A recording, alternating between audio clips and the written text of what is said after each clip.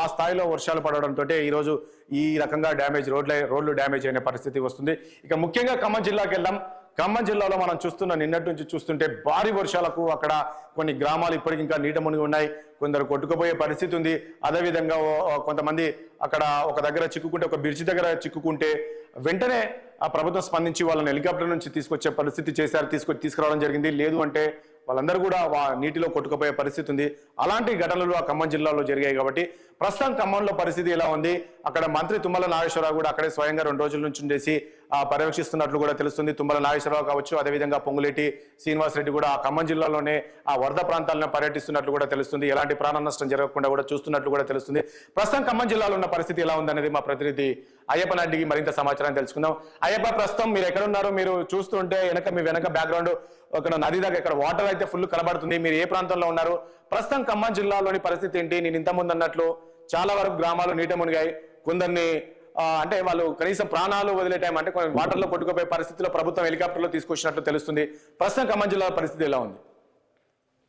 వాస్తవంగా ఊహకందని విపత్తు అని చెప్పొచ్చు. గత 2 రోజులుగా కురుస్తున్నటువంటి భారీ వర్షాలకు ఖమ్మం, మదిర, మనుగూరులో పరిసర ప్రాంతాలు, లోతట్టు ప్రాంతాలు పూర్తిగా జలమయమయ్యాయి. అంటే అర్ధరాత్రి పూట కురిసిన వర్షానికి అసలు వాళ్ళు నిద్రలో ఉన్న సమయంలో ఇళ్లలోకి నీరు చేరడం జరిగింది. ఈ ఊహకందని విపత్తుతోటి ఆ పరిసర ప్రాంతాలు పూర్తిగా నీట మునిగారు. గత 20 ఏళ్ల చరిత్రలో మున్నేరు వాగు 35 అడుగులు కూడా చేరడంతో వరద బ్రిడ్జి పై నుండి పారిన పరిస్థితి ఉంది. సమీపంలో ఉన్న లోతట్టు ప్రాంతాలు పూర్తిగా జలమయమయ్యాయి. ఇప్పటికి కూడా బిక్కుమంటూ గడుపుతున్న పరిస్థితి ఉంది. మరికొద్ది ఏరియాలో కూడా ఇప్పటికే క్లీన్ చేసుకున్నారు.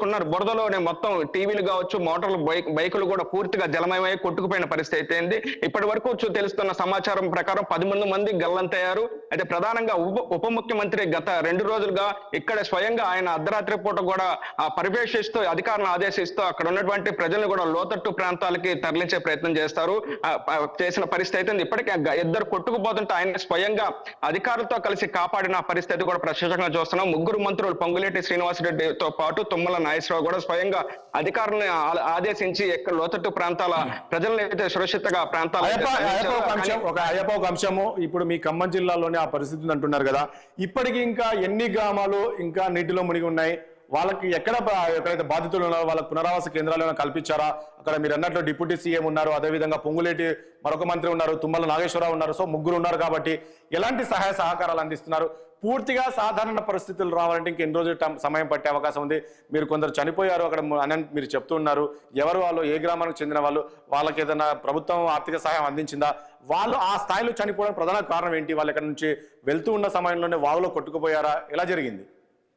వాస్తవంగా భారీ వర్షాలు అన్నారు కానీ అధికారులు అప్రమత్తం చేయలేదని తెలుస్తుంది. లోతట్టు ప్రాంతాలని అంటే ఇంత విపత్తు వాటిల్లేదని కూడా ఎవరికి ఊహించలేరు. పాలేరు జలాశయానికి కూడా గత 20 సంవత్సరాలు ఇంత వరద కూడా రాలేదు. ఈ వరదతోటి సూర్యాపేట, ఖమ్మం జాతీయ రహదారికి కూడా కొట్టుకుపోయే పరిస్థితి ఉంది.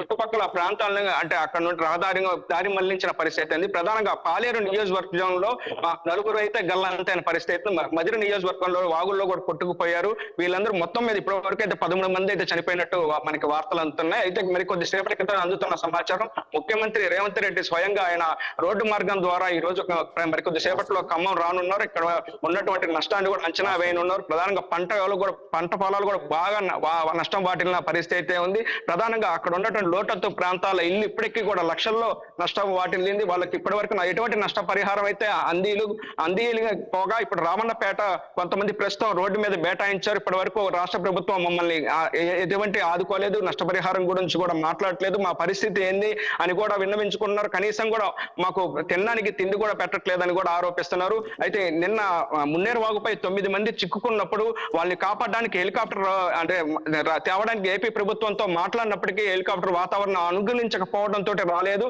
కానీ స్వయంగా అక్కడ ఉన్నటువంటి స్థానికులు జేసీబీ సాయంతో ఆ 9 మందిని అర్ధరాత్రి 1 గంట సమయంలో తీసుకురావడం జరిగింది. మరోవైపు ఈ పాలేరు జలాశయానికి వాటర్ ఎక్కువ రావడంతో సాగర్ కాలువ, ఎడమ కాలువ కుడికాలకు గండిపడి పూర్తిగా పంట పొలాలు అయితే నష్టం వాటిల్లిన పరిస్థితి అయితే ఉంది. అయినప్పటికీ మంత్రులు కూడా తమ వంతు సహాయంగా అధికారులు కూడా స్వయంగా జిల్లా కలెక్టర్ తో పాటు అందరూ అధికారులు కూడా సమీక్ష సమావేశాలు నిర్వహించి మరి కొంతమందిని కూడా కాపాడే ప్రయత్నం చేసినప్పటికీ ఇద్దరు ప్రత్యక్షంగా పొంగులేటి శ్రీనివాసరెడ్డి ఇద్దరు వ్యక్తులతో మాట్లాడారు. వాగులో చిక్కుకున్నటువంటి ఇటుకు బట్టీలు పక్కనే ఉన్నటువంటి ఇద్దరు ఒక కుటుంబంతో మాట్లాడినప్పుడు కానీ బీటెక్ చదువుతున్న విద్యార్థిని అయితే కాపాడగలిగారు. తన తల్లిదండ్రులను కోల్పోయాడు అని కూడా అతను ఆవేదన వ్యక్తం చేస్తున్న పరిస్థితి. ఇప్పటి వరకు తన తల్లిదండ్రులకి ఆచూకీ తెలియని పరిస్థితి ఉంది. వాగులో కొట్టుకుపోయారు. ఇప్పటి వరకు వారిని కూడా ఎతికే ప్రయత్నం చేస్తున్న పరిస్థితి. ప్రధానంగా మనుగూరు చూసుకోవచ్చు.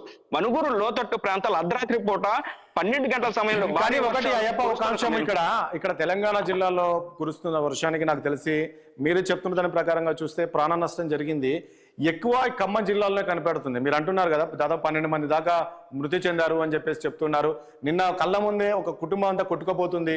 అది కూడా మనం చూసాం. అది హృదయ విధాకరంగా ఉంది ఆ విజువల్స్. అసలు అంటే వాళ్ళని కనీసం కాపాడలేని పరిస్థితిలో మనం ఉన్నామంటే చూడొచ్చు. అంటే ఇక్కడ ఎవరు విఫలమైనట్టు, ఎందుకు ఆ స్థాయిలో ఇంత ప్రమాదం జరగాల్సిన పరిస్థితి ఎందుకు వచ్చింది? 12 మంది చనిపోవాల్సిన పరిస్థితి ఎందుకు వస్తుంది? ఇందులో ప్రధాన అంశం ఏంటంటే చెరువు సిక్కం భూముల్లో కొంతమంది ఇల్లు కట్టుకున్నారు. అటు మరోవైపు టౌన్ లో ఖమ్మం పట్టణంలో కూడా భారీ ఎత్తున అపార్ట్మెంట్లు ఇల్లు కావచ్చు కట్టుకున్న పరిస్థితి. కనీసం డ్రైనేజ్ కట్టం లేని పరిస్థితి ఉంది. వాళ్ళు ఇల్లు కట్టుకుంటున్నారు కానీ డ్రైనేజ్ ప్రాబ్లం ఎక్కువగా ఉంది. చిన్న చినుకు పడ్డా సరే వరద రావటం జరుగుతుంది. ఈ నేపథ్యంలో భారీ వర్షం రావడంతో ప్రధాన అపార్ట్మెంట్ లో కూడా నీళ్లు చేరాయి. ఇప్పటికి కూడా ఆ నీళ్లు పలు ఏరియాలో ఉన్న పరిస్థితి ఉంది. దీనికి కారణం ఏదంటే అక్కడ డ్రైనేజ్ వ్యవస్థ లేకపోవడమే ప్రధానంగా తెలుస్తుంది. దీని గురించి కూడా ఇప్పుడు ఆందోళన అయ్యప్ప ప్రస్తుతం భద్రాచలం ఎలా ఉంది? మనం చూసాం లాస్ట్ టైం భద్రాచలం మొత్తం ఆ చుట్టుపక్కలంతా కూడా మునిగిపోయిన పరిస్థితి చూసాం. ఇప్పుడు వస్తున్న వర్షాలకు ప్రస్తుతం భద్రాచలం పరిస్థితి ఎలా ఉంది? ప్రస్తుతం భద్రాచలం వరద ఉధృతి అయితే కొంత తగ్గిందని చెప్పొచ్చు. కిన్నెరసాని జలాశయం నుండి 12 గేట్లు ఎత్తి దిగువకి నీటిని విడుదల చేస్తారు. అదేవిధంగా తాలిపేర్లు 24 గేట్లు కూడా ఎత్తి దిగువనికి విడుదల చేసినప్పటికీ ఇప్పుడు కొంత వరద తగ్గింది అని చెప్పవచ్చు. కిన్నెరసాని గతంలో ఎన్నడూ లేని విధంగా 12 గేట్లు ఎత్తి దిగువకు విడుదల చేసినప్పుడు సమీప ప్రాంతాల గ్రామాలు కూడా వర్ష మునిగాయి అని చెప్పొచ్చు. అయితే ప్రస్తుతం నిలకడగా కొనసాగుతుంది Bhadrachalam. Thank you Ayyappa, thank you. చూసాం కదా మొత్తానికి ఖమ్మం జిల్లాలోని వర్షం ఏ రకంగా